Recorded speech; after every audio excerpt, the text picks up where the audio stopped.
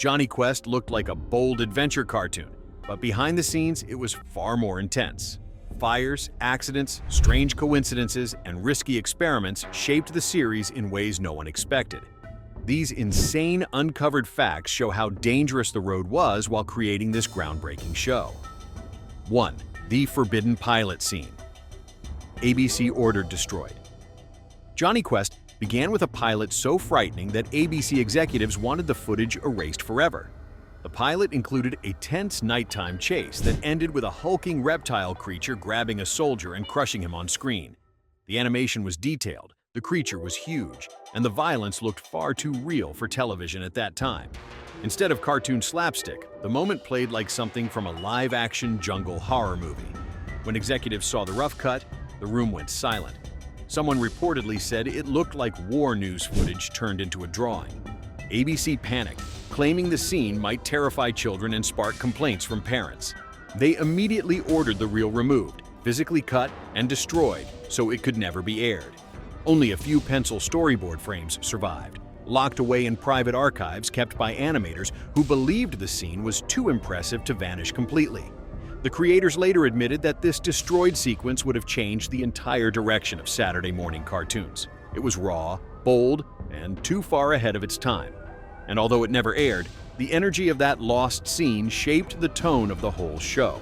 And once the network realized how intense the show could become, the next problem arrived when the team tried to record voices in a place no one expected. 2. Voice actors were forced to record. Inside a metal warehouse. The production of Jonny Quest grew so fast that the studio ran out of space. Instead of delaying episodes, Hanna-Barbera rented a metal storage warehouse and turned it into a temporary recording booth. At first, the team thought it was an easy solution, but the moment the actors spoke, they heard their voices bounce around the room like echoes inside a giant drum. The warehouse walls were thin steel sheets that reflected everything. Even quiet breaths sounded loud. Every shout rang back like a second ghostly voice. Actors had to speak loudly so the microphones could capture clean audio without the annoying vibration. However, shouting made their performances stiff, and many early recordings sounded aggressive or strange. Engineers tried softening the space by stuffing blankets, carpet, foam padding, and whatever soft material they could find on the walls. Even then, many episodes had audio that needed heavy cleanup. Some scenes were re-recorded because the echo was impossible to hide. Despite the problems, the cast pushed through, delivering iconic voices while sweating inside a warehouse that often felt hotter than the outside streets. The odd setup became a running joke, but it also shaped the show. The tension, the tight delivery, and the sharper tone came partly from actors fighting the terrible acoustics. It gave Jonny Quest a more serious sound than other cartoons. And while the actors struggled to be heard, the animators faced a fiery disaster when one creature prop went up in flames during a test. 3. A mechanical jungle creature prop caught fire. During animation tests, to give Jonny Quest its realistic adventure feel, animators sometimes built miniatures and mechanical models to study movements and shadows. One jungle creature puppet was designed with rubber skin stretched across tiny metal joints. During a lighting test, the studio turned on bright lamps to study how the skin reacted. The lamps were so strong that the puppet heated rapidly. Smoke began to leak from the puppet's back joints, and animators thought it was dust burning off. Seconds later, the rubber skin bubbled, split, and burst into flames. The small fire spread across the puppet's body while animators jumped back. Technicians grabbed blankets and smothered the burning model before it could ignite nearby drawings. The burnt rubber released a thick, toxic smell that lingered in the room. The team had to evacuate until the fumes cleared. Losing the puppet was a blow because model construction took time and money. Budget limits forced them to rebuild the creature using leftover scraps from older puppets. The incident pushed the crew to rethink their lighting setups. They adjusted heat levels, swapped out weaker bulbs, and changed puppet materials to avoid more disasters. Yet the melted puppet became studio legend, a reminder that even small animation experiments could turn dangerous. And just when the team thought they had solved their worst problems, the network stepped in again with a demand that almost changed the entire show. 4. ABC tried to remove guns from the entire show and failed. Jonny Quest was built on pulp adventure, mystery, and action. The heroes carried realistic weapons, and villains used rifles, pistols, and high-tech gadgets. But ABC grew nervous that the show looked too dangerous for young viewers. They proposed removing guns entirely, replacing them with harmless tools or futuristic devices that did not resemble real weapons. This idea sent shockwaves through the production team. Dozens of storyboards depended on chase scenes, shootouts, and rescue missions. Removing guns meant rebuilding entire episodes. Writers argued that Jonny Quest was meant to feel like a serious adventure, not a soft fantasy. They insisted that taming the show would ruin its identity. Hanna-Barbera pushed back. They explained that the world of Jonny Quest needed tension, and tension required real stakes. After weeks of meetings, arguments, and delays, ABC gave up. They allowed weapons to stay, though they monitored each script carefully. Because of this decision, Jonny Quest became one of the most weapon-heavy children's shows of its decade. It stood apart from the playful cartoons of its era. The realism shocked some parents, but it also attracted older kids and even adults who loved the grounded style. The battle with the network defined the spirit of the show. Instead of retreating, the creators leaned harder into their vision and set the foundation for modern action animation. And all of this was only the beginning, because the next fact reveals how the show's obsession with realism would lead to even stranger chaos behind the scenes. 5. A plane used for animation reference. Crashed in real life. The animators wanted Jonny Quest to look real, so they rented a small charter plane and filmed it from every angle. They recorded smooth banking turns, low passes, shadow patterns on the sand, and even slight vibrations inside the cabin. This reference footage helped the team build the show's early dogfight scenes with accuracy that most cartoons never attempted. Months later, news reached the studio that the same plane had crashed during an unrelated flight. The moment created a strange silence across the workspace. Some of the artists had been inside that very aircraft. Others had stood on the runway watching it take off the day they captured reference shots. The coincidence felt too eerie to ignore.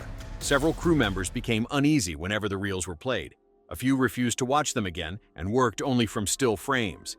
The crash added an unexpected weight to those scenes, as if the footage carried a shadow of the event with it.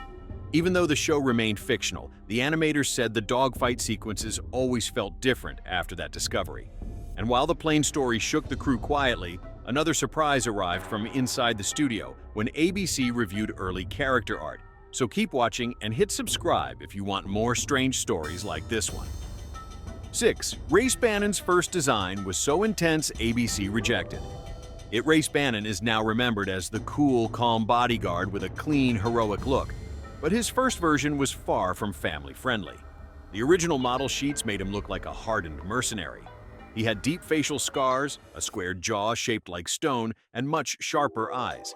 His frame looked older, heavier, and almost dangerous.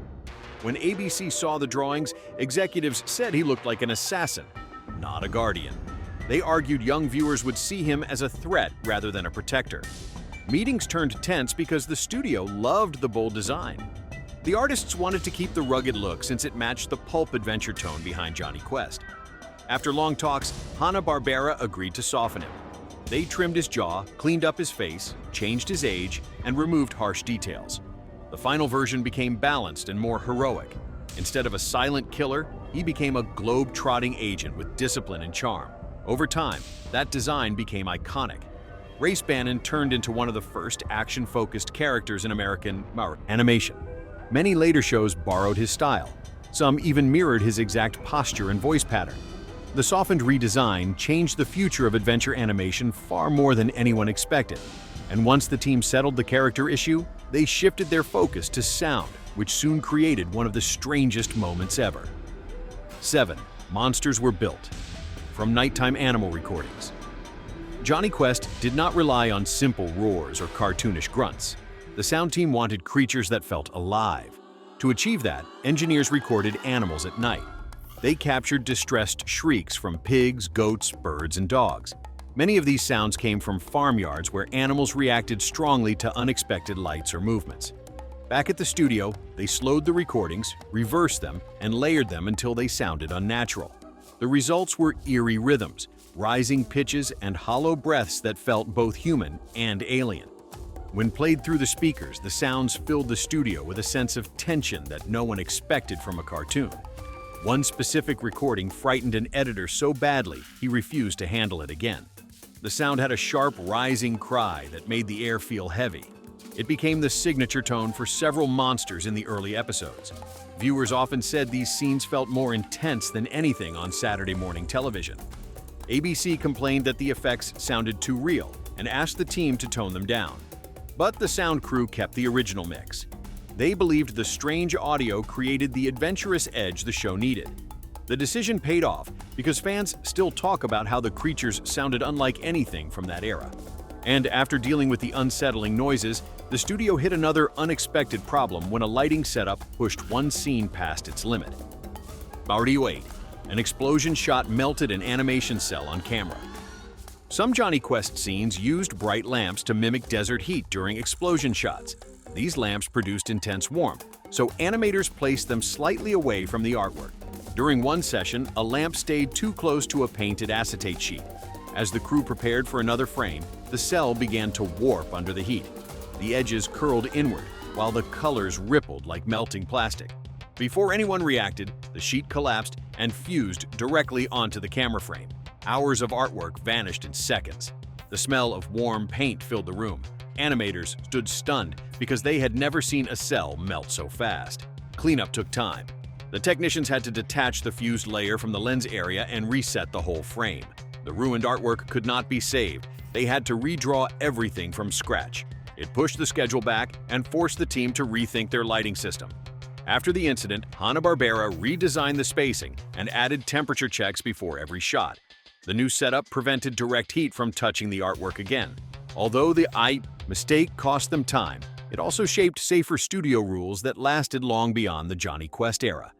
The moment became a quiet reminder that even simple lamps could create chaos in animation. And as the team watched the early episodes come together again, they finally understood how unpredictable the show's production truly was.